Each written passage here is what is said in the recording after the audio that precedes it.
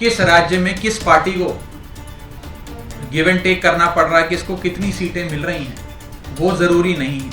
जरूरी भारत देश है, देश को बचाना जरूरी है।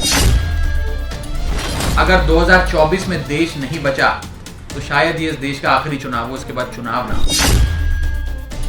1977 में भी एक शक्तिशाली सरकार थी जिसने देश की जनता पर महंगाई, बेरोजगारी, हिटलरशाही थोप दी, और उस महंगाई, हिटलरशाही और बेरोजगारी से देश को बचाने के लिए तमाम राजनीतिक दल इकट्ठे हुए और साथ आकर राष्ट्रीय चुनाव साथ में मिलकर उन लोगों ने लड़ा।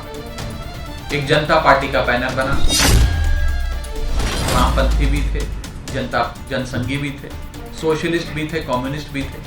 कुछ उसी तरह आज एक हमारी एक छतरी बनी है, एक अलायंस बना है जिसका नाम है इंडिया। देश को एक नई सरकार देने का मौका आएगा तो हम इस महंगाई और बेरोजगारी देने वाली भाजपा सरकार को बेदखल करेंगे और जनता का शासन वापस आएगा। क्या भाजपा में कोई है जो खड़ा होकर कह सकता है कि मैं चाहता हूं कि नितिन गडकरी प्रधानमंत्री बने? या भाजपा में कोई है जो ये कहे कि मैं चाहता हूं कि योगी आदित्यनाथ 2024 में भाजपा की ओर से प्रधानमंत्री पद के उम्मीदवार हों? भाजपा में कोई ऐसी हिमाकत नहीं कर सकता। D5 चैनल पंजाबी देख रहे सारे दर्शकों का स्वागत है। मैं सुखवीर सिंह। इस वेले की बड़ी खबर आम आदमी पार्टी नाल जुड़ी हुई सामने आ रही है। तुहानूं दस दी कि आम आदमी पार्टी के राज्य सभा मैंबर राघव चड्ढा के वल्लों एक प्रैस कॉन्फ्रेंस की गई है, जिस दे विच उन्होंने देश के प्रधानमंत्री नरेंद्र मोदी नूं निशाने ते लिया। उन्हों का कहना है कि लगातार महंगाई जिहड़ी ओह वधदी जा रही है, तो इस दे नाल ही जदों पत्रकारां दे वल्लों राघव चड्ढा तो गठजोड़ नूं लैके सवाल किया गया तो उन्हों का कहना है कि गठजोड़ जरूरी है, इस दे विच सीटां कोई भी मायने नहीं रखदियां। उन्हों का कहना है कि जेकर देश नूं बचाउणा है तो यह गठजोड़ करना पवेगा। इस तो इलावा उन्हों का कहना है कि जेकर गठजोड़ नहीं होया तो 2024 तो बाद वोटां नहीं होणगियां। जी आज इंडिया अलायंस की जो मुख्य समिति बनी है, जिसका नाम कोऑर्डिनेशन कमेटी है, शरद पवार जी के घर पे हमारी बैठक होगी। आम आदमी पार्टी की ओर से मुझे वहां चुनकर भेजा गया है। उस समिति में मैं जरूर पार्टी की ओर से, अरविंद केजरीवाल जी की ओर से अपनी बातें रखूंगा, और मुख्य तौर पर क्या वो एजेंडा होगा इस अलायंस का, वो कैसे हम लोगों के बीच लेकर जाएंगे, चुनाव प्रचार कैसा होगा, सीट शेयरिंग कैसे होगी, इन सारे विषयों पर विस्तार से चर्चा करेंगे। और जब चर्चा से एक समाधान निकलेगा, एक कंक्लूजन बनेगा, वो जरूर आप सबको समय पर बताया जाएगा। कल आप लोगों ने घोषणा की अकेले हरियाणा का विधानसभा चुनाव लड़ेंगे, तो सवाल उठ रहे हैं कि लोकसभा चुनाव आप मिलकर लड़ने की बात करते हैं, देश को बचाने की बात करते हैं, और विधानसभा कह रहे हैं हम अकेले लड़ लेंगे। देखिए, मैं अक्सर 2024 में होने वाले लोकसभा चुनाव को 77 के चुनाव के परिप्रेक्ष्य से देखता हूं। 1977 में भी एक शक्तिशाली सरकार थी जिसने देश की जनता पर महंगाई, बेरोजगारी, हिटलरशाही थोप दी, और उस महंगाई, हिटलरशाही और बेरोजगारी से देश को बचाने के लिए तमाम राजनीतिक दल इकट्ठे हुए और साथ आकर राष्ट्रीय चुनाव साथ में मिलकर उन लोगों ने लड़ा। एक जनता पार्टी का बैनर बना जिसमें वामपंथी भी थे, जनसंघी भी थे, सोशलिस्ट भी थे, कम्युनिस्ट भी थे। कुछ उसी तरह आज एक हमारी एक छतरी बनी है, एक अलायंस बना है जिसका नाम है इंडिया, जिसमें तमाम राजनीतिक दलों के साथ साथ भारत के 135 करोड़ लोग इस छतरी के नीचे समा जाते हैं राष्ट्रीय चुनाव के लिए, कि 2024 में जब देश को एक नई सरकार देने का मौका आएगा तो हम इस महंगाई और बेरोजगारी देने वाली भाजपा सरकार को बेदखल करेंगे और जनता का शासन वापस लाएंगे। लेकिन आज हरियाणा से बयान आया है हुड्डा का, उन्होंने ये कहा है कि 10 में से जो 10 सीटें हैं उस पर हरियाणा कांग्रेस वहां पर चुनाव लड़ेगी, और उन्होंने ये भी कह दिया कि हाल ही में जो एक चुनाव हुआ था आम आदमी पार्टी की जमानत जब्त हुई थी आदमपुर में, तो इस तरह से जब कांग्रेस कह रही है हरियाणा में, तो आपको कैसे समर्थन मिलेगा? आप मीटिंग में कैसे जाएंगे और कैसे एक टेबल पर बैठकर आप बातचीत कर पाएंगे? दो चीजें बस कहना चाहूंगा। अगर इंडिया गठबंधन को तमाम नेता, राजनीतिक दल और जनता भी सफल बनाना चाहती है, जो कि सफल होगा, निश्चित तौर पे होगा, तो सबको तीन चीजें त्यागनी होंगी: मनभेद, मतभेद और महत्वाकांक्षा। जब ये तीन चीजें हम त्यागेंगे राजनीतिक तौर पे, तभी ये इंडिया गठबंधन सफल होगा। और मेरा ये मानना है कि जो ये कोऑर्डिनेशन समिति है इंडिया अलायंस की, यही वो समिति है जो ये सीट शेयरिंग से संबंधित तमाम फैसले लेगी। कोई नेतागण अगर व्यक्तिगत तौर पे अपनी राय जाहिर करना चाहते हैं, वो पार्टी प्लेटफॉर्म्स के भीतर भी और उसके अतिरिक्त भी जरूर जाहिर करें, उन्हें आजादी है। लेकिन कोऑर्डिनेशन समिति वो समिति है जो पार्टी के तौर पे तय करेगी कि किस राज्य में कैसे सीटों का बंटवारा होगा। और कोई एक राज्य एक समान नहीं है। जो स्थिति बंगाल की है वो स्थिति तमिलनाडु की नहीं है, जो महाराष्ट्र की है वो बिहार की नहीं है, जो उत्तर प्रदेश की है वो दिल्ली पंजाब की नहीं है, जो हरियाणा की है वो गुजरात की नहीं है। तो हर राज्य का अपना एक पॉलिटिकल कम्प्लेक्शन है, एक इलेक्टोरल रंग है, और उसके हिसाब से सारी चीजें तय होंगी।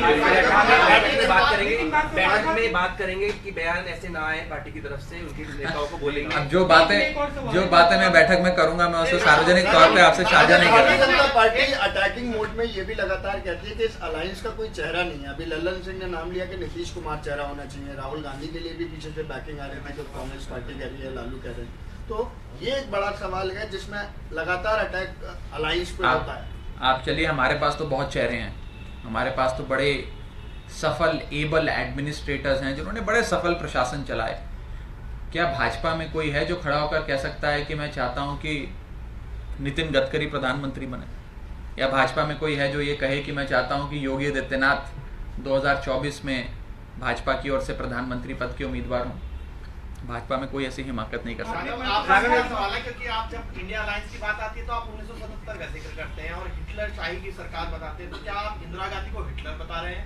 दूसरा सवाल ये, इसी के आगे मैं दूसरा सवाल पूछूं, पहले इसका जवाब दे दिए। क्या इंदिरा गांधी को आप हिटलर मानते हैं?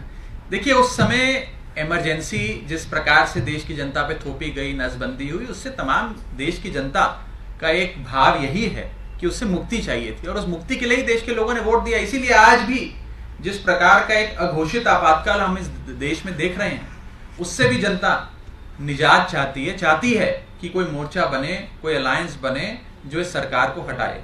सर, दूसरा सवाल एक ये कि सनातन धर्म को लेकर चर्चा हो रही है। आज कोऑर्डिनेशन कमेटी की बैठक है, डीएमके वहां रहेगा, आपका सहयोगी है, लगातार कह रहा है कि सनातन को खत्म करने के लिए, सनातन को मिटाने के लिए पूरा इंडिया अलायंस का गठन हुआ है। क्या नेता लगातार देखिए, मैं बस इसी में बैठक में ये ऐड होगा कि जो बयान आ रहे हैं डीएमके की तरफ से, वो उस पर चर्चा होगी क्या? देखिए, पहली बात तो यह है कि कोऑर्डिनेशन समिति के भीतर हम क्या बात रखेंगे और क्या चीज़ों पे चर्चा होगी, वो सार्वजनिक तौर पे बात नहीं करूंगा मैं, और ना ही करनी चाहिए।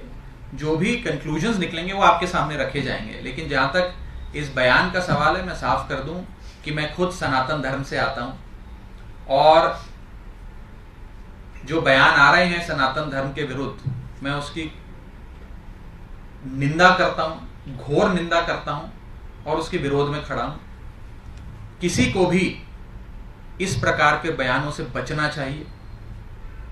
हर धर्म का आदर, सम्मान, सत्कार होना चाहिए, और इस प्रकार के बयानों से हम सबको दूर रहना चाहिए। बस मैं इतना ही कह के, जो भी अपनी बाकी बात है वो मैं समिति के भीतर। आपने त्याग की बात, आज सीटें जरूरी नहीं है।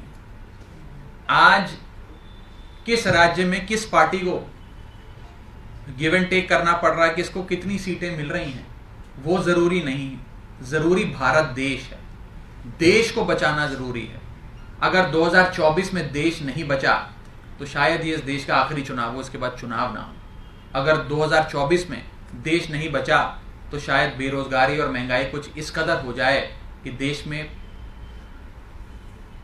कश्मीर से कन्याकुमारी तक, गुजरात से गुवाहाटी तक हर जगह त्राहिमाम हो जाए। और अगर 2024 के चुनाव में देश नहीं बचा तो हो सकता है इस देश में संविधान और लोकतंत्र दोनों समाप्त हो जाएं। इसलिए देश जरूरी है, व्यक्तिगत महत्वाकांक्षाएं, मतभेद और मनभेद जरूरी नहीं है। और इस स्पिरिट के साथ अलायंस के भीतर चर्चा होनी चाहिए, और इसी स्पिरिट के अनुसार ਅਲਾਈਅੰਸ के भीतर चर्चा होगी। ਰਾਘਵ ਚੱਡਾ ਦੇ ਇਸ ਬਿਆਨ ਨੂੰ ਦੇਖ ਕੇ ਲੱਗਦਾ ਹੈ ਕਿ ਆਉਣ ਵਾਲੇ ਦਿਨਾਂ ਦੇ ਵਿੱਚ ਆਮ ਆਦਮੀ ਪਾਰਟੀ ਵੱਲੋਂ ਜਿਹੜਾ ਗੱਠਜੋੜ ਉਹ ਤੈਅ ਆ, ਬਾਕੀ ਥਾਵਾਂ ਦੇ ਉੱਤੇ ਵੀ ਇਸ ਦਾ ਐਲਾਨ ਜਿਹੜਾ ਉਹ ਥੋੜੇ ਸਮੇਂ ਦੇ ਵਿੱਚ ਹੋ ਜਾਵੇਗਾ। ਹੁਣ ਦੇਖਣਾ ਇਹ ਹੋਵੇਗਾ ਕਿ ਇਸ ਗੱਠਜੋੜ ਦੇ ਵਿੱਚ ਸੀਟਾਂ ਨੂੰ ਲੈ ਕੇ ਕੀ ਸਹਿਮਤੀ ਬਣਦੀ ਹੈ। Bureau report D5 channel Punjabi. ਨਿਡਰ ਹਾਂ, ਨਿਰਪੱਖ ਰਹਾਂਗੇ, ਆਜ਼ਾਦ ਹਾਂ, ਸੱਚ ਕਹਾਂਗੇ। ਗੱਲ ਕਰਾਂਗੇ ਸਿਆਸੀ ਹਵਾ ਦੀ, ਹੋਣਗੇ ਹੁਕਮਰਾਨਾਂ ਨੂੰ ਸਿੱਧੇ ਸਵਾਲ। ਸਭ ਤੋਂ ਪਹਿਲਾਂ ਪਹੁੰਚਾਵਾਂਗੇ ਤੁਹਾਡੇ ਤੱਕ ਸਿਰਫ ਸੱਚੀ ਖਬਰ। ਦੱਸਾਂਗੇ ਕੌਣ ਕਰ ਰਿਹਾ ਹੈ ਤੁਹਾਡੇ ਤੇ ਸਬਰ। ਵਿਦੇਸ਼ਾਂ 'ਚ ਬੈਠੇ ਪੰਜਾਬੀਆਂ ਦੇ ਹੱਕ ਦੀ ਕਰਾਂਗੇ ਗੱਲ। ਕੈਨੇਡਾ ਦੀ ਹਰ ਸਿਆਸੀ ਖਬਰ ਲੈ ਕੇ ਆਵਾਂਗੇ ਤੁਹਾਡੇ ਵੱਲ। ਉਭਰਾਂਗੇ ਪੰਜਾਬ ਦੀ ਆਵਾਜ਼ ਬਣ ਕੇ। ਹੋਣਗੇ ਹਰ ਪਹਿਲੂ ਤੇ ਰੋਜ਼ ਚਰਚੇ। ਖੋਲਾਂਗੇ ਅੰਦਰੂਨੀ ਰਾਜ। ਬਣਾਂਗੇ ਬੁਲੰਦ ਆਵਾਜ਼। ਖੇਡ, ਸਿੱਖਿਆ, ਸਿਹਤ, ਖੇਤੀ ਦੀ ਬਾਤ ਪਾਵਾਂਗੇ। ਹਰ ਪਿੰਡ, ਹਰ ਸ਼ਹਿਰ ਜਾਵਾਂਗੇ। ਮਨੋਰੰਜਨ ਨਾਲ ਜੁੜੇ ਕਲਾਕਾਰਾਂ ਨਾਲ ਕਰਵਾਵਾਂਗੇ ਮੁਲਾਕਾਤ। ਸੰਘਰਸ਼ਾਂ ਵਾਲੀ ਜ਼ਿੰਦਗੀ ਤੇ ਮਾਰਾਂਗੇ ਝਾਤ। ਕੀ ਨੇ ਸਾਡੇ ਕਾਨੂੰਨ, ਫਰਜ਼ ਤੇ ਅਧਿਕਾਰ? ਕੀ ਕਰਦੀ ਹੈ ਸਾਡੀ ਸਰਕਾਰ? ਕੀ ਹੈ ਤੁਹਾਡੀ ਮੁਸ਼ਕਲ ਦਾ ਹੱਲ? D5 ਚੈਨਲ ਪੰਜਾਬੀ ਦੀ ਕਚਹਿਰੀ 'ਚ ਹੋਵੇਗੀ सिर्फ लोकां दी गल। धर्म, धरोहर, सेहत और संस्कृति की होगी बात। अब D5 चैनल हिंदी भी होगा सर। D5 चैनल पंजाबी, अपनी धरती, अपने लोक। सत श्री अकाल जी, मैं हाँ कुलराज रंधावा ते तुसी देख रहे हो D5 चैनल पंजाबी, जिहड़ा लॉन्च हो चुका है हुण कैनेडा विच।